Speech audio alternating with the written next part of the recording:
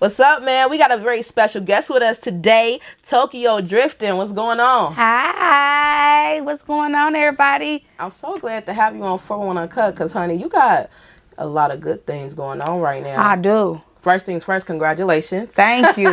Love to see somebody from the city, from Cincinnati, Ohio, doing their thing in other markets on a bigger scale on TV. How's it all feeling? I don't think it hit me yet. I'm gonna be honest with you. I don't think it hit me yet, and that's what I was, telling my manager that I don't think I ever really want to move out of Cincinnati either. Y'all keep me very humble. Like, you get what I'm saying? I like the fact that it ain't hit me yet. I'm not big headed. You get what I'm saying? I still think I'm just like around the way. Like, okay, it ain't nothing. It ain't got to me yet. Red carpets and all, it just ain't. And that's the truth. It just ain't hit me yet. Well, look, let's start it from the 10 up. So you're from Madisonville. I am. Ohio. So what was it like growing up on the east side of Cincinnati? Girl, Cincinnati, Third Ward. I lived in King Towers, girl, and went to John P. Parker. Okay. I went to girl. And, when I was out there, I was like really like, I don't know, like, I'm not going to say I was cute. I'm not going to say I was ugly, but I was like chunky and you get what I'm saying? I knew how to dance. I danced all the time and stuff like that. I've always been boy crazy. That's always been me. Girl, I love me some boys, honey. But it was a lot. See, when we grew up in King Towers, they had pissy hallways. You know, we grew up with crackheads. Crackhead named Sonny, rest in peace to him. Like, you get what I'm saying? We consider crackheads and people on the block family. You get what I'm saying? Even if we wasn't really related. So, you know, growing up in that atmosphere at the time, it was just like that mentality is kind of really all I really knew. You know, like warfare, all that type of stuff. So, I thought that was the norm. That was the life. I wanted something better, but I just didn't know how do you go about that. I really thought this was it. So, yeah. Wow. So with that being like part of your upbringing, did you always kind of know, like, you know what, I have to find a way out of this some way, somehow, even though this is my normal, but maybe this is more to life than what I'm seeing every day? Yeah,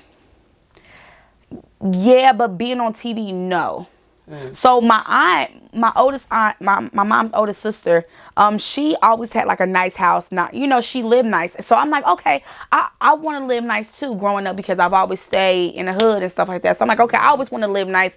But I thought that if you go to school, you go to college, you graduate college and stuff like that, you know. That was the way. That was the way. Like, okay, get good money and then you can, you know, get a husband, have some kids. That's the way to have that life. If I want that life, I have to do it by that. So I was looking at her at first for a blueprint. Okay. So, and then of course life happened. So did you ever end up going to college? I did. Okay. So where did you end up after you graduated? What high school did you go to? SCPA. You went to, okay, so, yeah. So after you graduated, where did you end up going to college at? I originally went to Alabama A&M University, which is HBCU in Huntsville, Alabama. And then, of course, met my kid's father. We dated, you know, fell in love. We created our beautiful twins. And then, I think like at the end of my pregnancy, it was just too much. I couldn't walk. I'm pregnant. I'm 19, pregnant with twins. Like, it was just a lot. So I ended up transferring to University of Cincinnati, where I graduated with my bachelor's degree. And then when my kids was about like 2 years old, I moved to Atlanta for like 2.5 years to get my master's at Clark Atlanta. So a lot of people thought I moved to Atlanta to go be a star or whatever the case may be. I only went for school. I literally only went for school. Wow. That's it.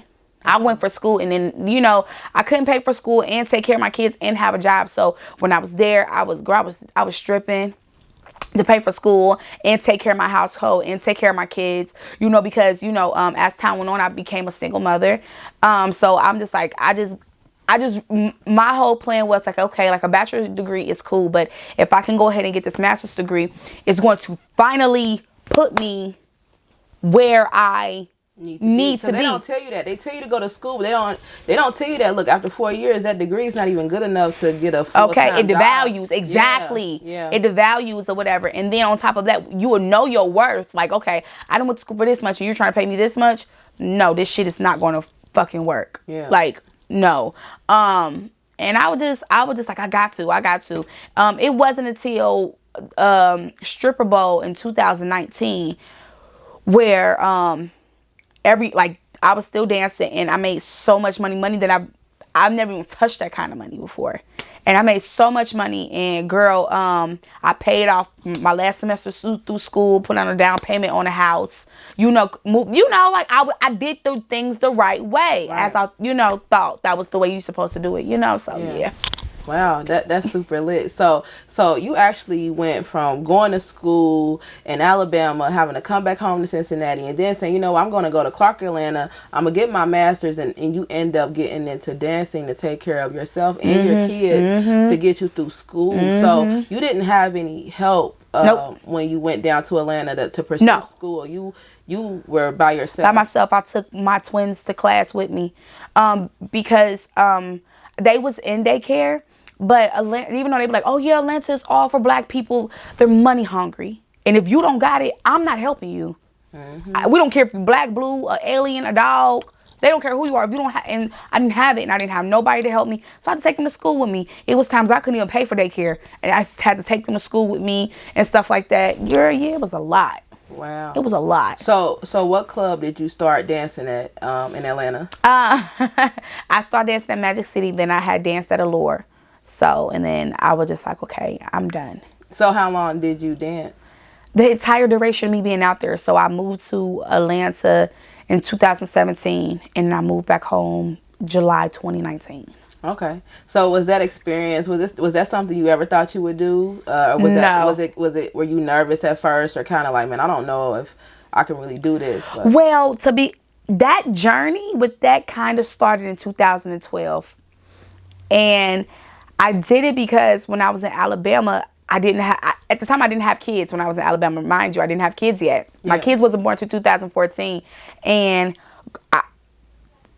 I just know that my mom, she wasn't helping me pay my phone bill. My phone bill was only $30 at the time, girl. I had one of them, them little prepaid, Little out wireless. Yeah.